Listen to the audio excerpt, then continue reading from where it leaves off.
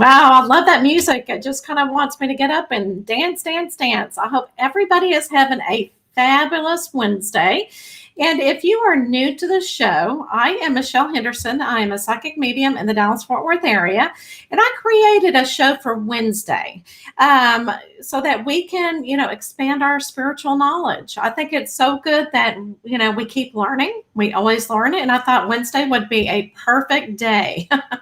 It's midweek, and we don't want you to stop learning, do we? So if you are here, please let me know in the comments and say hello, because I would love to hear from you. And today we're going to be talking about photo readings. I really have not seen many psychic mediums use photography to do readings, and I find it very fascinating, but it's like every other reading. But I kind of wanted to share with you kind of how my experience with it is. And so hopefully you will be able to learn from this. And so I'm going to go ahead and get started, and I hope you are staying warm. I'm here in Texas. It got very chilly, but we didn't get, where I live in Dallas, we didn't get any snow. We just got the rain. But I really want the white snow because we don't really see it often. It just brings joy. All right, so let's go ahead and get started with photo readings, shall we? Okay, so I wanted to really talk about some history about photos and about spiritualism and about people who have loved ones who have passed. And I'm going to show a picture. So it is a picture during Victorian days.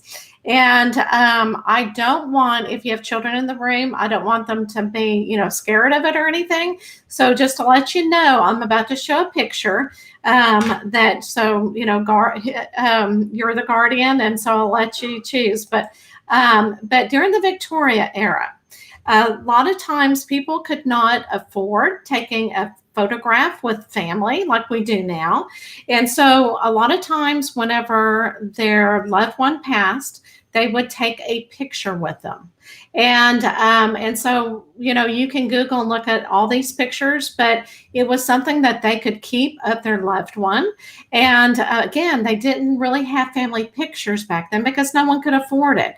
But whenever someone died, they were able to do that.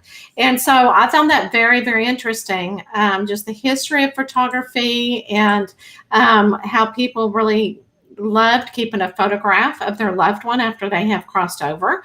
And so I know that we do as well, but it's a little bit different. Of course, I used to teach social skills. And when I taught social skills, I would tell the children how to look at the environment and how to look at facial expressions. Whenever you do a psychic reading, looking at a picture, it is very difficult to not really just look at it, the human side, looking at the environment. You go, oh, okay, they like this, they didn't like this, they seem happy because they're smiling. But whenever you look at an environment, when you're looking at this, you can see that these people are crying and you don't know why. I mean, a lot of people, maybe, they're at a funeral, maybe they're at a wedding. Maybe they're just not having a good day and they're just really sad.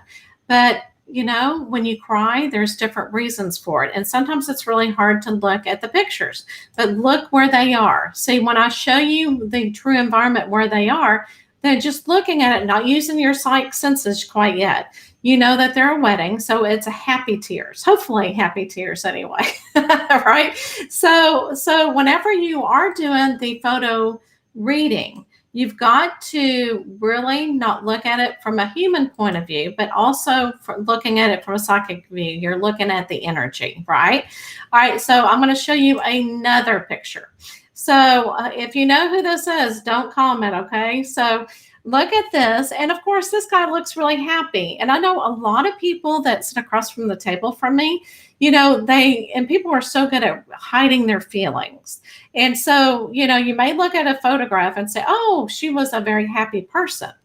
But are you really looking at the energy of this person, right? You might find more things. So you really have to use your clairs to be able to feel what you're seeing in the picture. So it's almost like you have to cut off the human side of you so that you can actually get the information from the picture.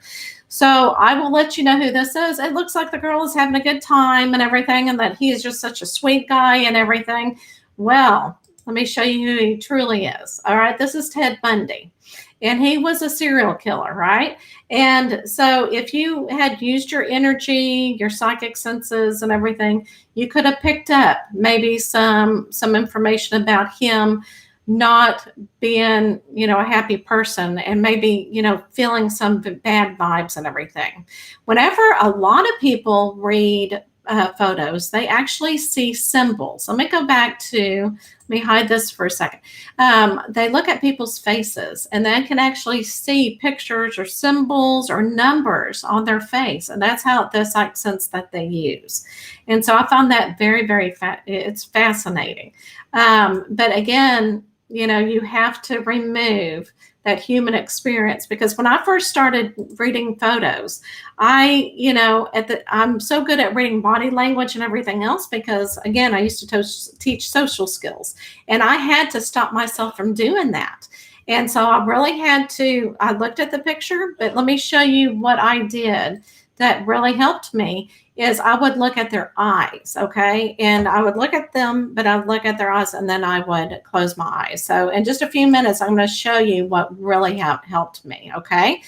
But whenever you do a photo reading, like anything else, you want to set your intention, okay, before you do any type of reading, right? And so you want to relax. Hold that picture and relax. Happy Wednesday, Kim. How are you? Hello, hello. Good to see you. And then you tune into the energy, okay? So not really looking at the picture, but knowing if it's a picture of a man like Teddy, and then you would tune into the energy, okay, that surrounds this person. And people are energy, right? The photograph is just kind of showing you what the person looked like, but you're actually tapping into their energy. Then you want to ask questions about that person. Well, how many children did this person have? Was this person married? What career did this person have? What likes and dislikes did this person have? So you want to start asking the questions about the person that you're looking at in the photograph, and really connect with spirit and trust whatever you get. So a lot of times, you'll get some information. You go, oh my goodness, they were a teacher. Go with that, whatever comes first, okay? As my understanding is that your psychic ability, your information comes in first, and then your mind starts thinking, and then you start questioning yourself. So whatever you get, you write down, or you tell the client whatever you're getting. And just like any other reading, if you have a no, then let's figure it out. Well, why is it a no? Let's turn that into a yes, right? And maybe it's something that you got that is correct, but you interpreted it differently.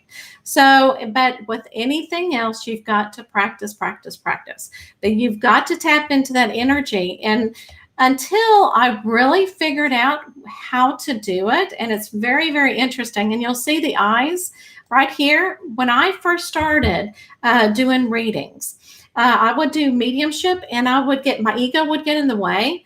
But the one way that I could get that ego out of the way would be and that's where my spirit art comes into play, is I would always start with the eyes first.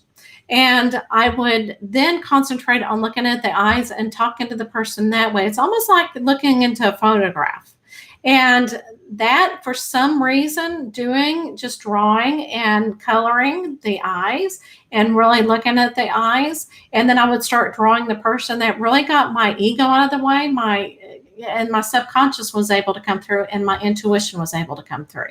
So in the beginning, it's like almost like Chinese torture, water torture, and you're just going, okay, I'll get there. Right? And so you always need to find a way that will really help you be able to read. And that was one of the ways. So think of a photograph. You may just want to look at the person's eyes and then tap into their energy. And that will help you relax, and then that will help you really dive into it. But again, you've got to practice, right? So I know whenever I start doing my spirit art, I always tell people, okay, always start with the eyes, because I feel like that's the soul of the eyes. And I just feel like I have them sitting next to me or even across from me whenever I'm doing the drawing or whenever I'm doing the reading. All right. So, but to me, like anything else, when you do a photo reading, it's like just a regular reading. But if you're very, very visual, and I tend to be very visual, it will kind of help you get centered and be able to connect better with spirit and just let the information flow. And again, don't look at it from a human standpoint, okay? They may be happy in the picture during that moment, but they may not have had a happy life. You want to find some information about them, and that's how you can do it. Just start asking questions, okay? Well, I hope that everybody has a fabulous rest of the Wednesday. And if you're just now joining, go ahead and watch the beginning of it, and maybe you'll learn some information about photo reading. And if you have some information that you want to share with everybody and you're not here and you're watching it after the recording, please share with the comments. I would love to hear it, okay? So have a wonderful rest of the week. Stay warm and always keep the faith, and God bless.